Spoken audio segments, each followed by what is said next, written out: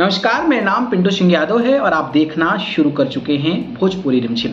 दोस्तों, काराकट लोकसभा सीट पर इस बार की लड़ाई त्रिकोणीय बताई जा रही है। राजाराम कुशवाहा सीपीआई-एमएल यानी कि इंडिया अलायंस से चुनावी मैदान में है, तो भूपेंद्र कुशवाहा जो है वो अपनी पार्टी से एनडीए अलायंस के साथ चुनावी मैदान में उतरे हुए हैं। इसके अलावा अगर मैं बात करता हूं तो पवन सिंह भोजपुरी की पावर स्टार हैं और वो निर्दलीय चुनावी मैदान में उतरे हैं। तो यहाँ पर जो है पवन सिंह के लिए और उपेंद्र कुशवाहा के लिए बड़ी आफत आ सकती है, इनकी मुश्किलें बढ़ सकती है और इंडिया अलायंस यानी कि तेजस्वी यादव जो है वो बाजी मार सकते हैं। मैं ये क्यों कह रहा हूँ, वहाँ का क्या जातीय समीकरण है, क्या फैक्टर्स है जिसकी वजह से मैं इस तरीके की बातें कर रहा हूँ, आज मैं पूरी जानकारी आपको बताने वाला हूँ। तो चलिए शुरू करते हैं। दोस्तों देखिए, बिहार की अगर मैं बात करता हूँ तो बिहार में पार्टियों का जो जाति समीकरण है उसको लेकर ना बात हो, ये पॉसिबल ही नहीं है। बिहार की जितनी भी पार्टियां हैं वो एक समुदाय कम्युनिटीज कास्ट में बटी हुई है और उस कास्ट का जो वोट होता है वो इस पर्टिकुलर पार्टी को लेकर माना जाता है। तो काराकट लोकसभा क्षेत्र में सबसे अधिक जो है यादव जाति के मतदाता हैं, यानी कि अहिर जो हैं वो सबसे ज़्यादा हैं, जो कि लालू प्रसाद यादव के कोर वोटर्स, आरजेडी के कोर वोटर्स माने जाते हैं। यहाँ पर यादवों की संख्या तकरीबन 3 लाख से अधिक है। तो सोचिए, सबसे ज़्यादा यहाँ पर यादव है।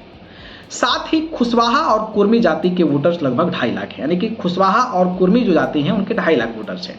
अब बड़ी बात यह है कि यहाँ पर कुशवाहा और कुर्मी जो जाति 2.5 लाख है उसमें 2 लोग बट गए हैं। राजाराम कुशवाहा हैं इधर उपेंद्र कुशवाहा हैं, तो इस वोट को बटने का चांसेस ज़्यादा है। इसके अलावा मुस्लिम वोटर भी करीब 1.5 लाख है, तो मुस्लिम वोटरों की संख्या है और ये भी लालू प्रसाद यादव के कोर वोटर्स माने जाते हैं। तो 3 लाख यादव हो गए, मुस्लिम वोटर जो हो गए वो 1.5 लाख हो गए, तो 4.5 लाख वोटर तो ऐसे ही आरजेडी के खाते में जाता नजर आ रहा है, जो कि हर चुनाव में निर्णायक भूमिका निभाते हैं। साथ ही राजपूत वोटर्स भी 2 लाख के करीब हैं। माना जा रहा है कि पवन सिंह यही राजपूत वोटरों पर अपना दबदबा जो है बनाने की कोशिश कर रहे हैं। इसके अलावा वैश्य समाज से भी लगभग 2 लाख मतदाता हैं, वैसे जो छोटे मोटे बिजनेस करते हैं वैश्य समाज से।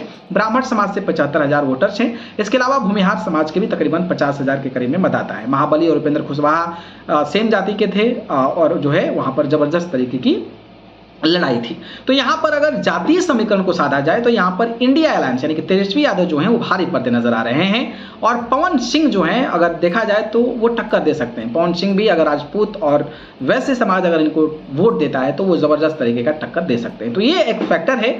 दूसरा फैक्टर जो है काफी ज्यादा इंपॉर्टेंट है और वो भी आपको जानना जरूरी है, क्योंकि वो फैक्टर जो है वो एकदम मतलब परफेक्ट तरीके का है, उस पर जो है बातें हो सकती है। अगर मैं बात करूं तो काराकट जो लोकसभा है वहां पर जो है 6 विधानसभा सीटें आती है, जिसमें कि गोह विधानसभा है, इसके अलावा काराकट जो है, इसके अलावा नोखा है, डेहरी है, ओबरा है और नवीन नगर है। बड़ी बात यह है कि इन 6 सीटों पर जो है वो आरजेडी का दबदबा है। सोचिए, एक लोकसभा में 6 सीटें और 6 सीटों में सभी पर आरजेडी का दबदबा है, तो फिर वहां पर तो ऐसे ही आरजेडी भारी पड़ रही है। लेकिन एक सीट सीपीआई-एमएल को हो जो इंडिया गठबंधन का अलायंस है, तो फिर हम ये कह सकते हैं कि भाई यहाँ पर तेजस्वी का बल्ले बल्ले है। पवन सिंह के लिए बड़ी आफत हो सकती है, उपेंद्र कुशवाहा के लिए भी बड़ी आफत हो सकती है। तो एक अपडेट था, बाकी इस पर अपनी राय कमेंट बॉक्स में बताइए। धन्यवाद।